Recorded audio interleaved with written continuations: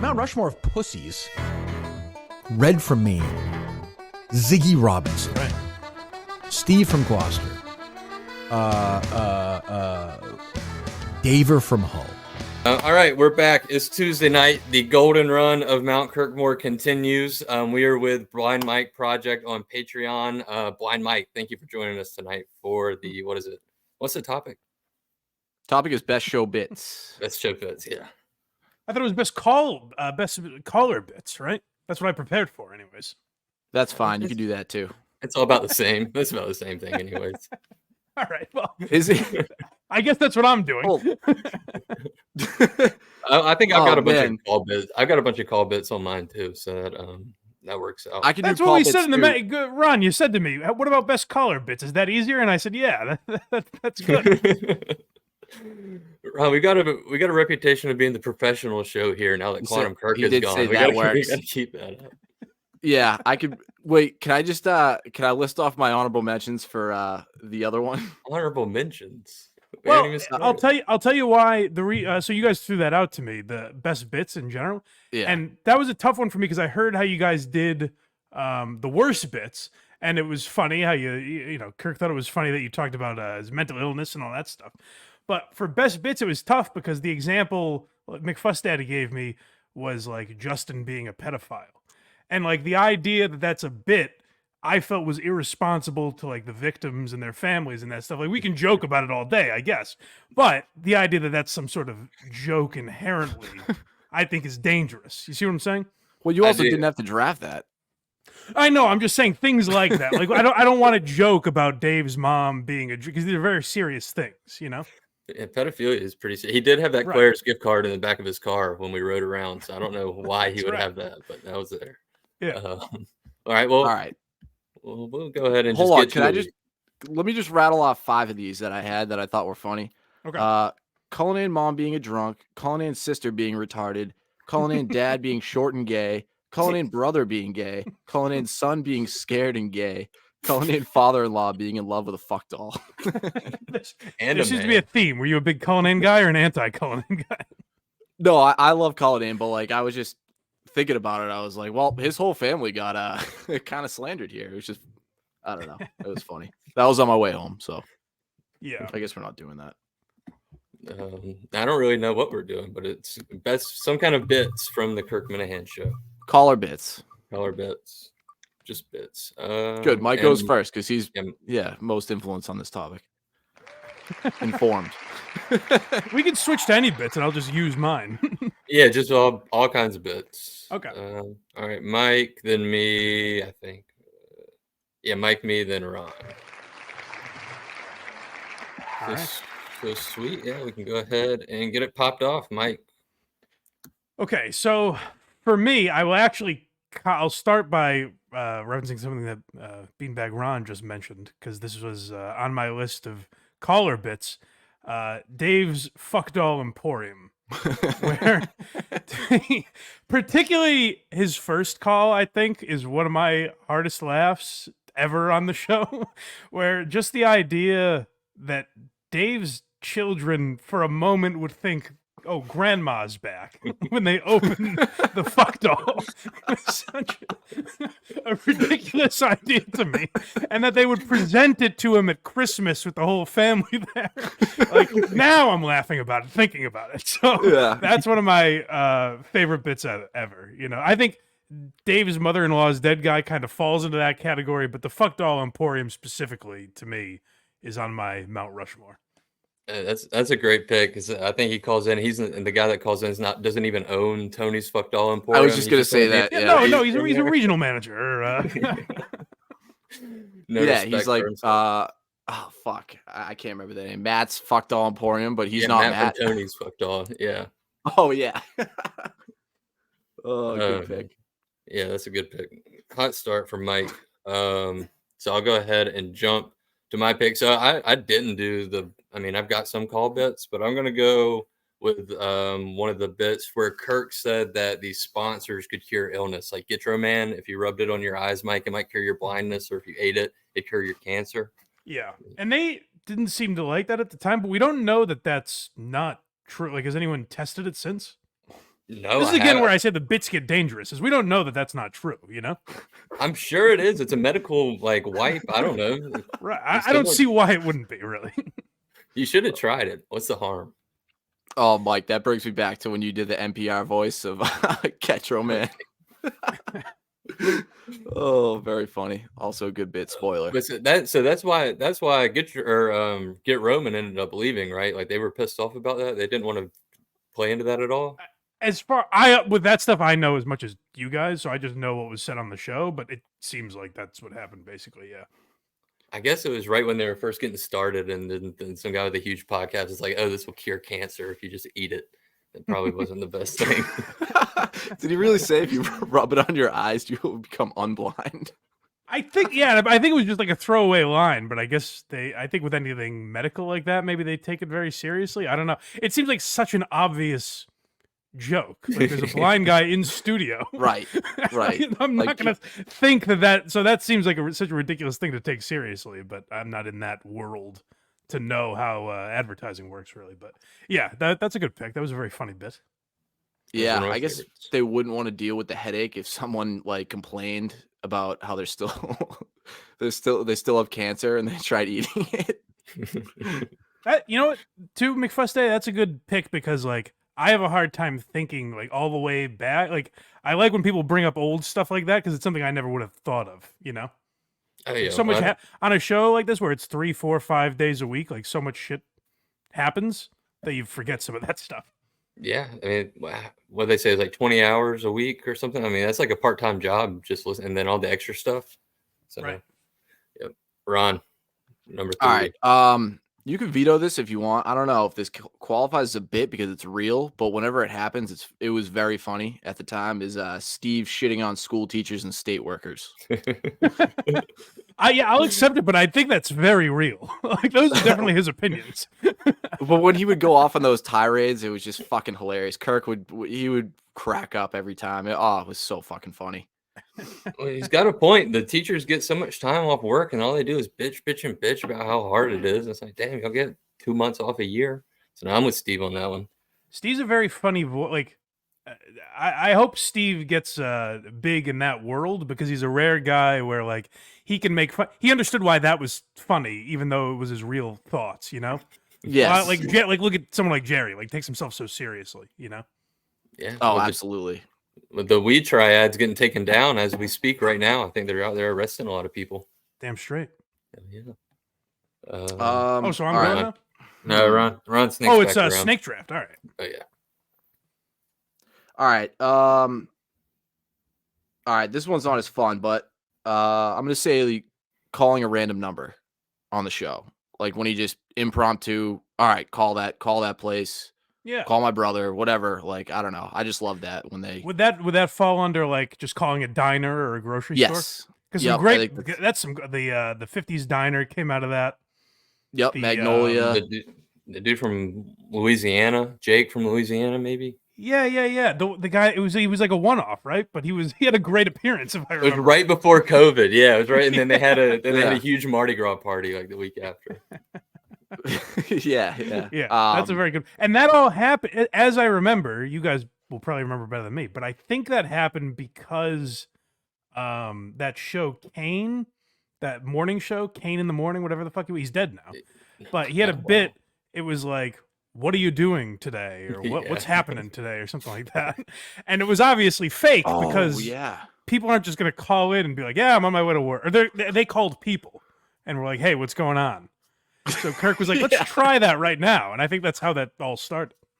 Yeah, that was- Ironically, it's fucking hilarious, but I mean to seriously do that as like a regular radio show bit is wild. It's I saw crazy. Well, what that exposed was how ridiculous. And that's what Kirk's done with like War of the Roses and all that stuff. How impossible that would be to do as a bit. And some of those shows do it like at 8:15 and 9:15 every single day. It's like how is anyone believing that? But some people do believe like that second date update stuff. Oh, I did when I was a kid. They would do the jam scams, and I would Yeah. it was like 650, 750, 850 or something like that, and I would fucking Yeah. buy it every time. And I think that's who it's for, like dumb younger kids. Yeah, or dumb 'Cause- adults sometimes. But yeah. Honestly, I thought it was all real until you guys exposed it. I was like, wow, I can't believe I've been this fucking Really, it dumb for shattered so your long. world. Oh, but it was Yeah, so me funny though, too. because they always pick up on the first ring. It's always like clear as day. Hello, the worst acting. Oh, that's a fucking great bit too. Oh man. Yeah, that's a good pick. That's a good pick, Ron. Oh, thank you. I'm having fun. Yeah, you're bouncing back. So I'm gonna go. My second pick is gonna be kind of similar to Steve, maybe a 2-for-1. But when he would just hang up on Chris from visiting the nurse from Rhode Island for every single time and just abort him. I don't know why he hated that. I don't remember why he hated that dude so much. But I mean, even now when he calls in, it's just see ya. Abortions in general are probably a good category for this because Steve was very good at knowing, like having the timing that would make Kirk laugh for those. Mhm. Perfect. You know what I mean? Absolutely perfect. It wasn't necessary. It wasn't like if someone was shitting on Steve or if they were boring or whatever. Like he had very good timing with knowing when exactly to abort someone. Yeah, no doubt.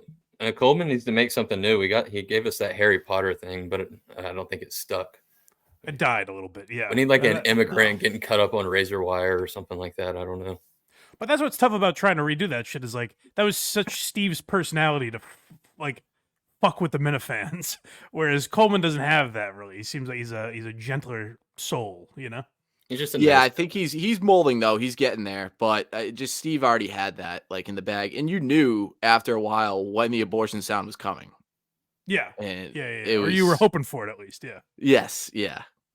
Yep. Oh man. All Good right, Mike, you get 2 in a row here. Okay. I'm sticking with callers because that's what I prepared for. But Yeah. I'm going with my guy.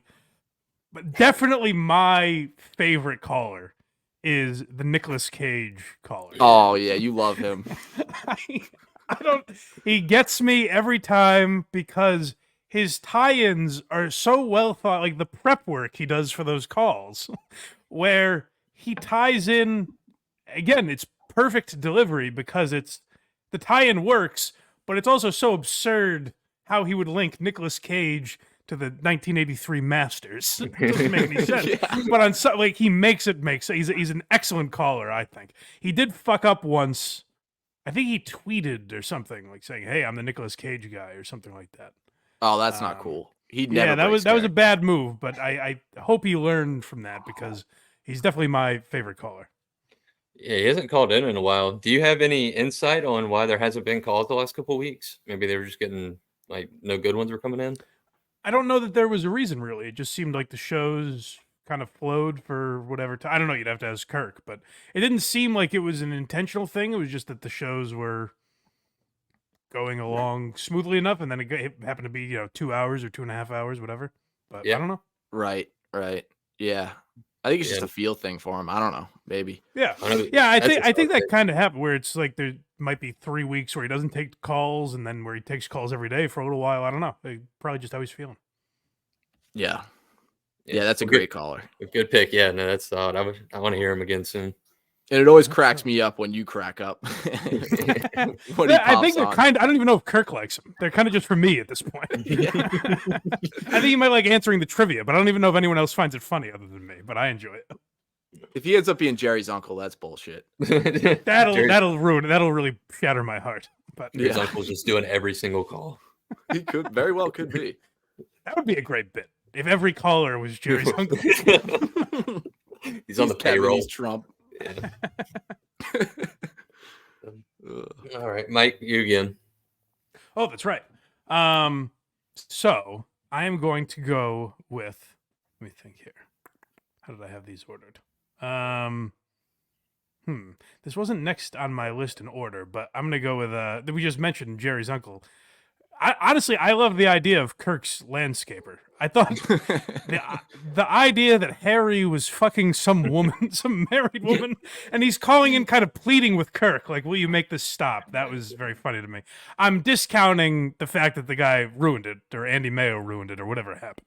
I'm taking that aspect out of it. But while it was happening on the show, that was a great bit, I thought.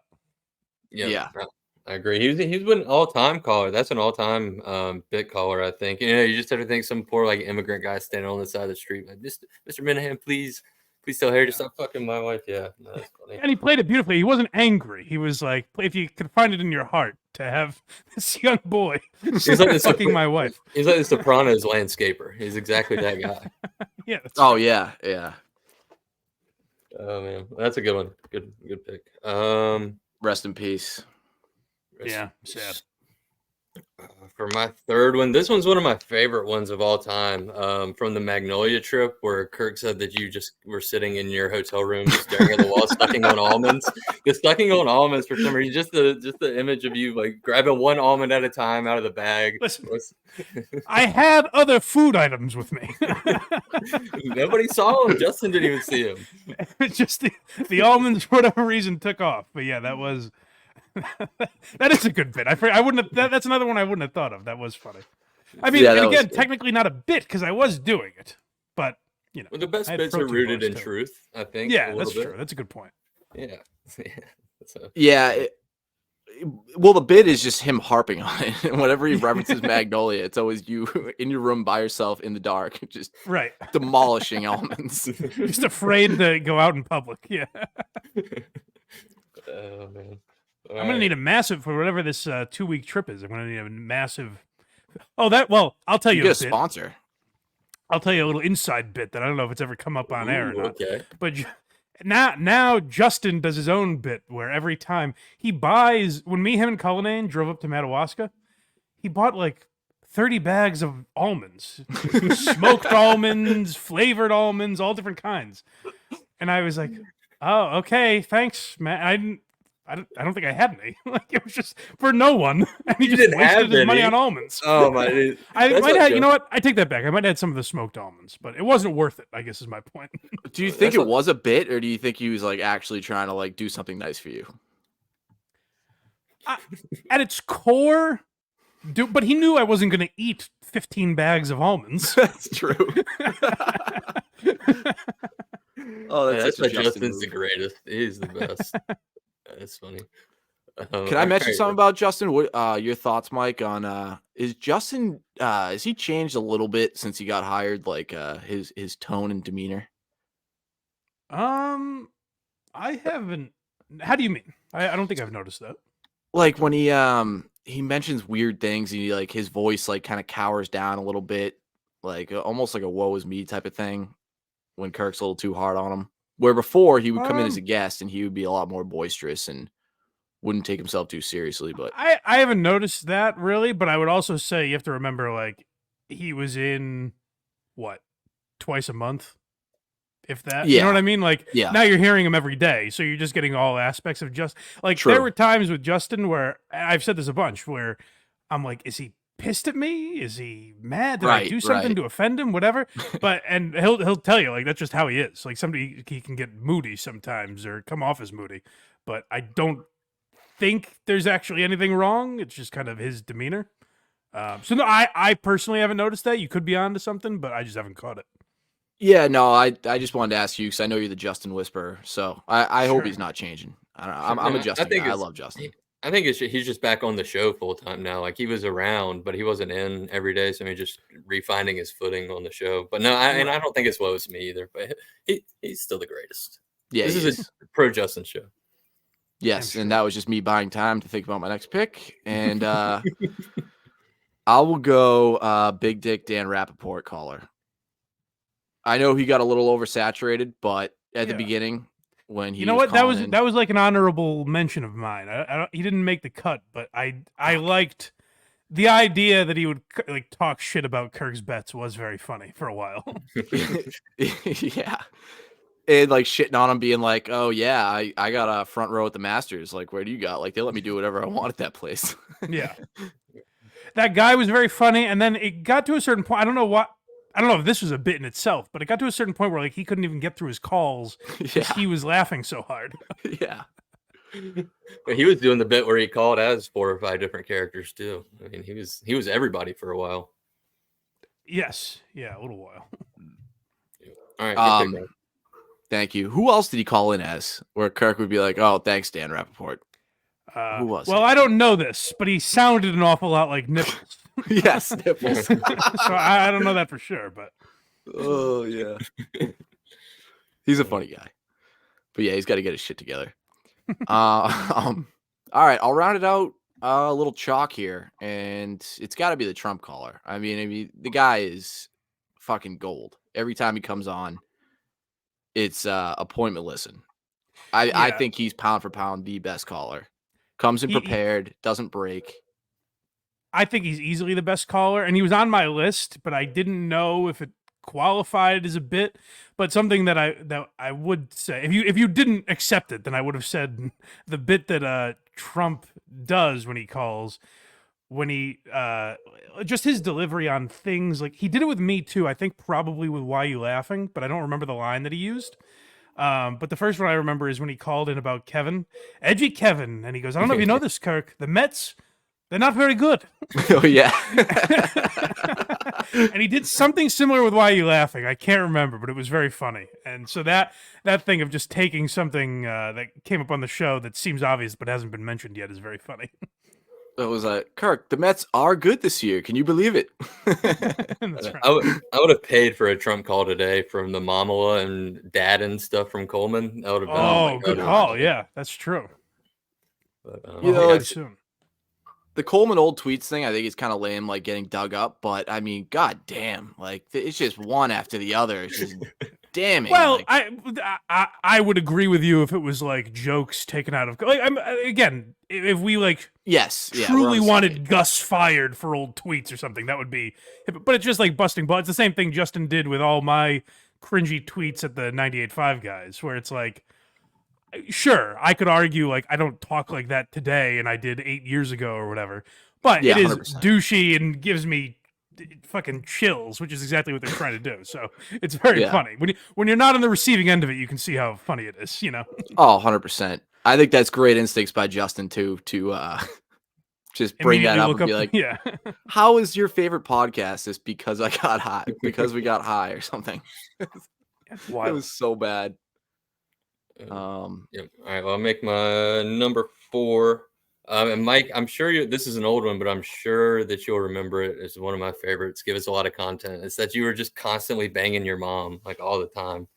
Yeah. Okay. This is where it gets tricky. Is that a bit? I don't know. Who I don't know. knows The best, what my best bits are personal rooted life in is truth. like? That's right. Yeah.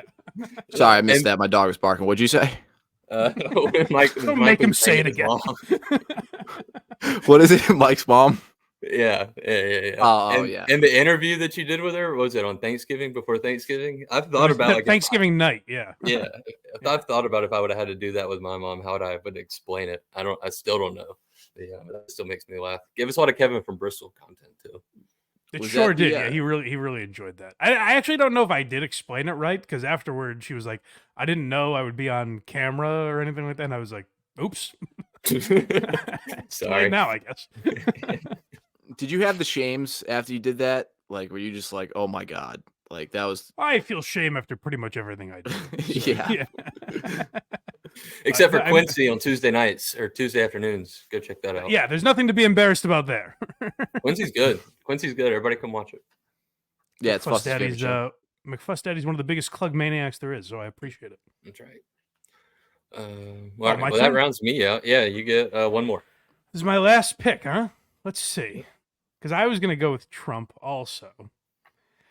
I have a couple. That He's I could out. Choose He has- from. No, I have a couple that I could choose from. But No, I it's all good. thought of this halfway through. This doesn't count as a bit, I guess, because it was a bit Dave was doing that was discovered on the show. Does Kathy Cullinane's Twitter count as a bit? I think so. Yeah, I think so. Because Dave was doing the bit. It's not a show bit necessarily. No, I don't. If that doesn't count, I understand. But that's one that came to mind while we were talking. no, it was on the show. Talked about so much on the show. I call it a show bit now, especially since Dave did. He still doesn't know. He still can't explain it to anybody.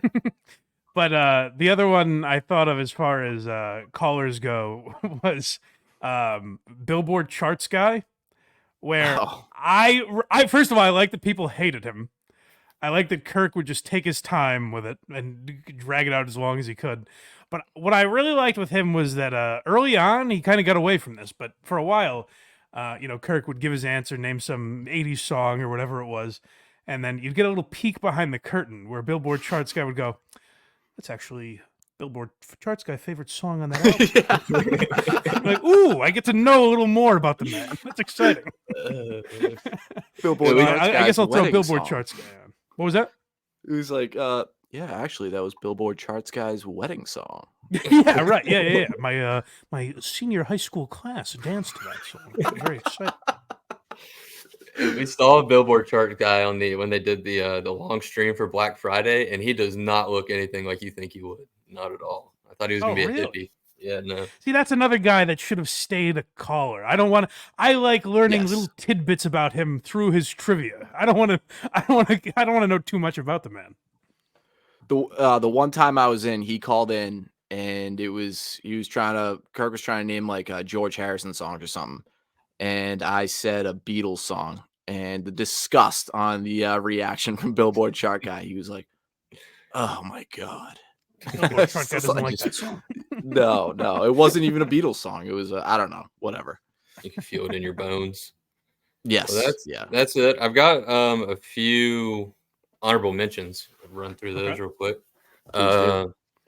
First one is gonna be Kurt getting up and making the guest talk while he goes to the bathroom. I always think that's pretty funny. Okay. Daver being fat and poor, because that one that's tough. Yeah. Not a bit. Bits? I don't know. Not a bit.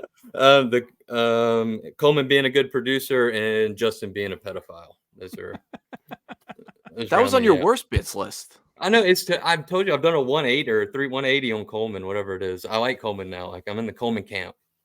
Okay. Yeah, no, Coleman's a good guy. He's a good producer. I guess. I'm sure he is. We'll see tomorrow. Yeah, how that goes. Oh yeah, but this will be out after that, right? So the viewers will know what happened. Yeah, so that could be a bad honorable mention. We'll see. Is Beanbag Ron? I was nervous coming on here because my only knowledge of you, Beanbag Ron, is that you were one of these guys that tried to stir shit when he came on the show. You kind of avoided being like a yellow shirt guy type of a guest. Yeah, Polar. Yeah, I don't know if you listened to the Polar one last week, but he brought it up as his first pick, saying Kirk. What was the topic? That Kirk didn't shit on you enough or something. Yeah. He didn't make me a yellow shirt guy. No, I was not trying to stir shit. I was not. Oh, okay. I was scared shitless. I shouldn't have said that. I was genuinely curious about if Julie got paid or not. I should have fucking kept it to myself like a fucking idiot. I am. I said, "Well, you compensated," and I got my shit kicked in. And, all right. No, as long as you've learned your lesson.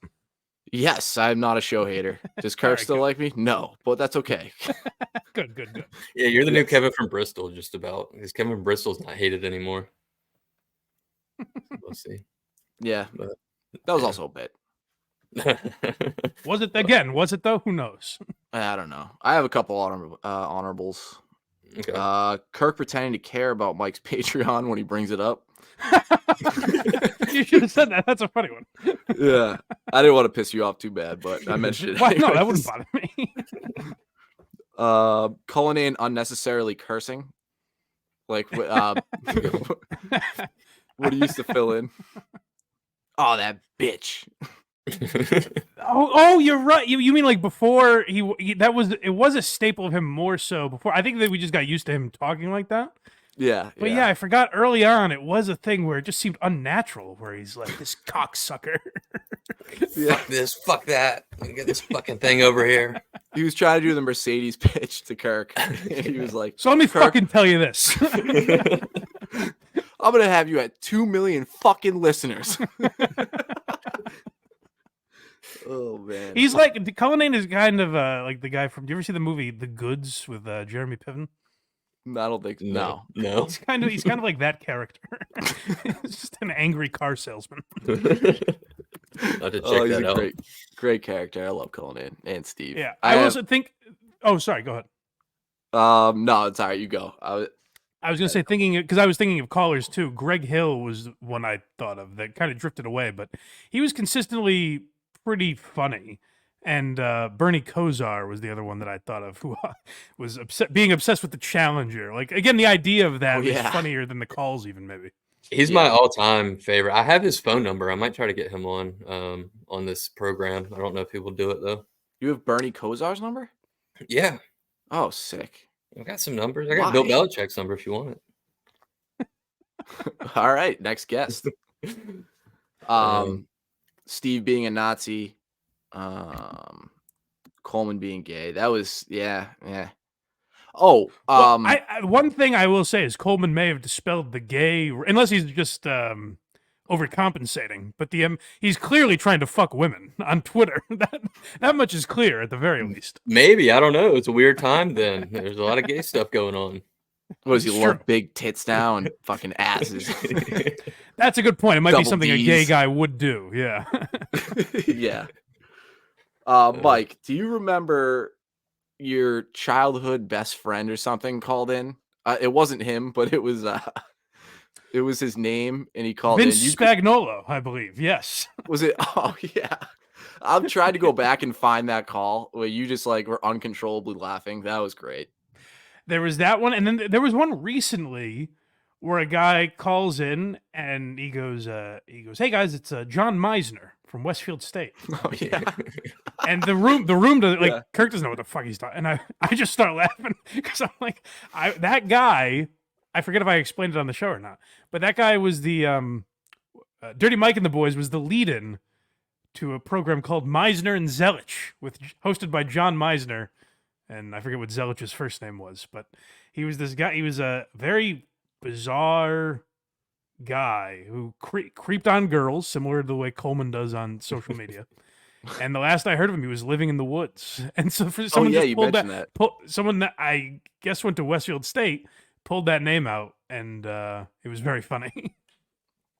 Yeah, it's funny. It's like somebody getting a reference across on Kirk that they didn't understand. I think. they wanted- Oh, you know what? That's when I almost is when Tim and Canton calls and references Kirk's old friends. Like Peter French is the one I know the best. But every once in a while, Tim from Canton like jots down a name that Kirk just threw away once, and then Yeah. months later he'll bring it up and make Kirk laugh. And that I did have that on my list as well. That's a great bit. Yeah. Did Justin mention the Peter French guy the other day? And I knew he Yeah. was dead. And I wasn't there when it got brought up. So the day before, Justin asked me and Cullinane about that documentary. yeah. And he goes, "Hey, is Peter French a friend of Kirk's?" And I go, "Yeah, he's a childhood friend of his." And he goes, "Does he work for the FBI?" And I go, "No, he's dead." And like a child letting go of a balloon, I was like, "Fuck, no!" He didn't buy it. But no, he didn't hear me, I don't think. Oh. And he goes, he brought it up again, and I was like, "Oh yeah, no, that probably was him. I think Kirk did say he works for the FBI." And then I totally forgot about it until Justin brought it up the next day, and I was like, "Oh, good."